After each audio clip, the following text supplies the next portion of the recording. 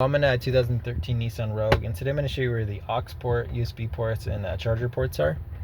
So here's one of the charger ports right here, and then in this center here we'll see a USB port, an aux port, and then this charger port over here.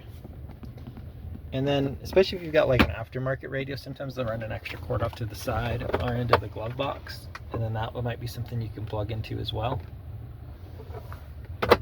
But that's it. And if for some reason one of these isn't working properly, first I would check fuses. Sometimes a burnt fuse can make these charger ports or these connections inoperable. If that doesn't work, you might need to check behind all the plastic here or up here to make sure there's nothing loose that needs replaced or reconnected.